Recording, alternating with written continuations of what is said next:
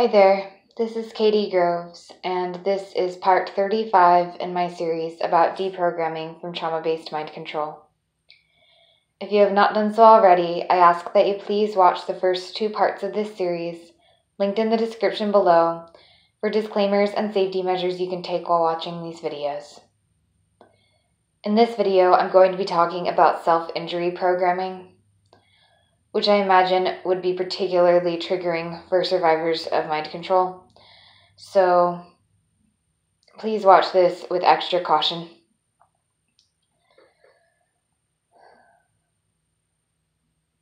This is a difficult video to make for me right now because it's actually something that I'm actively deprogramming and have had a recent bout with in the last day or two.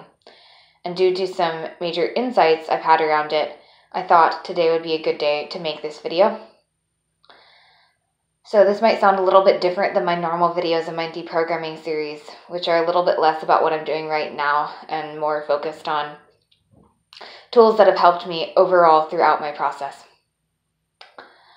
But I'm going to share a little bit about what I just went through with this. I just dealt with some adolescent parts of me that were insisting upon deprogramming their systems without much adult assistance.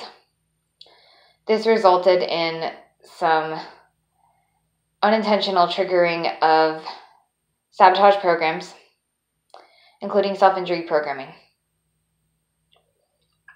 And what I found, though, was that this time around, as I go through this not too infrequently in my process, what I found is that there are children inside of me, inner children, who drive these self-injury programs, who are simply trying to cope with overwhelming feelings of pain. Yes, it is programming that drives them, but really, it's pretty basic coping that these parts are attempting to do. They think that if they bite our skin, or worse, choke us, hit us, or worse, that there will be an end to their pain. Not only will it appease the inner programmers driving their programming, but it will naturally calm down the adrenaline rush they're experiencing. Those two things aren't really separate, but I'm stating it in this way because I think it's important to note that while programming is responsible for the self-injury that I experience, it's still me trying to cope with overwhelming feelings. If I hadn't been programmed, but I had been abused in the ways I had been abused, I am certain that I would have developed self-injurious tendencies. Much worse, actually, if I didn't have dissociation to the degree that I've had it to cope with it all. So it's kind of a question of where do I end and where does the programming begin? Where is the programming driving me to act out? And to what degree would I be acting out anyway because I am in a lot of pain? I've come to the conclusion that I have a lot of self-restraint around self-injury. Parts of me have made the decision not to self-injure. They did so years ago. But I still have child alters that are trapped in programming that makes it difficult for them to move forward in maturing in the system in order to stop the self-harming behaviors and learn healthier coping tools. And so I think that now that I'm conscious of mindfulness, mindful coping tools, how to calm down without hurting myself physically or even emotionally to a degree, I don't think that I would be self-injuring these days if I didn't still have programs. It only comes up in the context of programs, and alters that used to self-harm more on their own don't do so anymore. So that's what I'm going through right now. I am learning to reframe my view of the self-injury programming from just a purely programmed behavior I don't want to have to understanding it as a actual coping mechanism that's the programming is preventing me from moving past. So what are some things I'm doing to deprogram it? Well, of course, thinking about it like this, meditating on this, and sharing this information with other alters in my system is extremely helpful. And it's helping me right now. That's what I'm focusing on now. But I just arrived here after 4 years of consciously deprogramming myself. I have had to do a lot to try and undo the self-injury programs. So I'm going to share a few tools. I've shared so much already in this series about the mechanics of deprogramming. I'm just going to share some specific tools that help me with the self-injury. Of course, grounding and calming down as much as I can in the moment helps.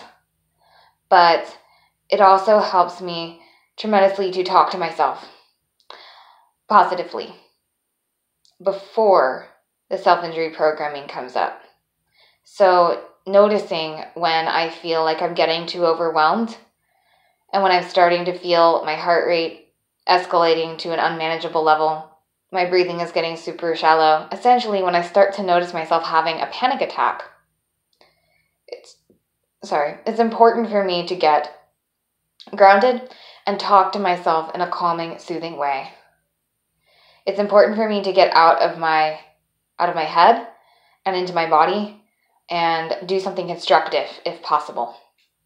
Oftentimes, when the self-injury programming comes up and takes over, it seems to happen so fast that I didn't have control, but it comes up so much less than it used to because on a daily basis, I'm constantly tracking to see when I'm about to have a panic attack and when I am getting too overwhelmed by negative emotions like anger. And I am doing grounding exercises to arrest it before it happens. I don't think I really give myself enough credit, to be honest, for how many times I prevent the self-injury programming from even happening when it would have otherwise happened had I not done grounding. So that's huge. More than I can control it once it starts happening, I have to practice coping tools to prevent it from coming up. And to actually deprogram this stuff, I've found that the antidote is self-love. Understanding that, yes, I'm trying to cope with overwhelming fear, but I'm also punishing myself out of shame.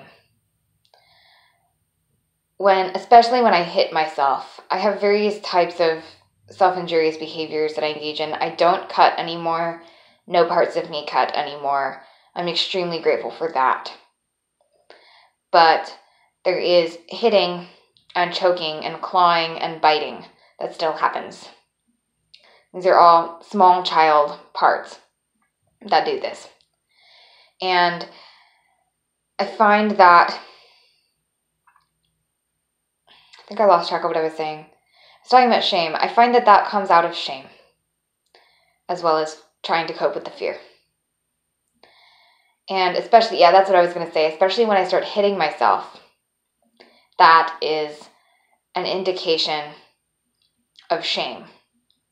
So that's one thing that's helped me, is to figure out which alters in my system like to use which kind of self-harming, self-injurious behaviors, and to figure out what triggers each of them individually. The youngest parts of me seem to hit, and they seem to do so out of shame more than fear. Same with the biting. The biting seems to be a thing that angry parts do. Angry, more adolescent parts tend to do that towards younger child parts. I don't think I'd say adolescent. That was wrong. They're like bordering on adolescent, still prepubescent aged inner children that like to bite, as well as younger ones. But I have various different aged alters that have different behaviors, so it helps me to chart that. And of course, to work with them individually. The biggest thing is probably to come in contact with the inner programmers that run the systems and to find out why they're using self-harm. Oftentimes, it's a punishment for deprogramming. It's a punishment for speaking. That is a huge, huge thing. The choking is typically when I have said something that inner parts of me who have programming roles don't want me to say, or parts that have extreme shame or fear, who may not be totally in a programming position, but have terrible shame and fear around something I've said, and so they come out angrily. That's another thing that really helps me is to chart 2 basic types of self-injury programs. Sorry if this is all over the place. I'm speaking from a different perspective than I usually do in these videos. There's 2 different types of self-injury programs that I tend to experience. Ones that are triggered by an inner programmer part, in which the typically younger child part is made to do the physical task themselves. They are made to do the physical action of harming us themselves. And then there's this other type where the inner programmer comes out and does the physical thing to the body. And as experienced by the typically child part that's suffering in the programming, to them. So in one case, the inner programmer makes the child attack themselves, and in another case, the inner programmer attacks the child directly themselves. And while this may sound kind of confusing, I know for me it kind of sounds confusing because at this point in my integration process, I do understand all of these parts to be me, but it's a very important distinction to make because the child alters that experience this will have 2 very different experiences of programming and of self-injury based on whether they're being made to do it themselves or whether the inner programmer is doing it for them. And what I found is when the inner programmer is doing it for them, it's usually because the inner programmer has themselves gone into a hot rage. And when the inner programmer makes the child do the harming to themselves, the inner programmer is a little bit more calculating, a little bit colder, and is more often coming from a standpoint of mocking, shaming, and humiliating the child. So goading the child on to hurt themselves, mocking, shaming, and verbally abusing them inside, or even sometimes outside. I've heard that too. I've been co-conscious with inner programmers who talked directly out loud to the child part as they made the child part hurt themselves. And it's important for me to know what to do with the inner programmers in these circumstances. It's different for each part, but I think the most important thing is that I recognize them to be child alters. They're almost always, I think I can honestly say they're always child alters. Oftentimes they're adolescent, or they think they are, but emotionally they actually haven't developed much past the child alters they're abusing, if at all. So it's important for me to see that. And this is not just for self-injury programming, but for all kinds of programming. It is so important for me to recognize that the inner programmer, inner persecutor parts are doing what they think they have to do to keep us safe. They were taught that they had to control child alters in the system who held impulses to do things that could get us severely punished by our external abusers, by the adults, and by other children. And so these alters learned as a defense mechanism to protect us by preventing these children from coming forward and doing things that could get us in trouble. And they learned through the programming, were forced through the programming to implement methods of control that were barbaric and violent to the extreme. But that doesn't mean that just because they were programmed to control violently, that they're any less innocent in the abuse. They were children when this happened, and they're still children developmentally until they are removed from the programming. So it's extremely important for us to have that compassion. This is getting kind of long, so the last thing that I'm going to say about this is that it's self-injury programming is often tied in for us with suicide programming. They go hand in hand. They often come up at the same time. And once we spiral into self-injury, it can very quickly turn into suicide directives and suicidal thoughts. A lot of what I have said here does apply to the topic of suicide programming, but I'm going to make a separate video about that, as that has a whole other set of precautions that I need to take, and that I certainly believe others who've been programmed would need to take as well. Thank you.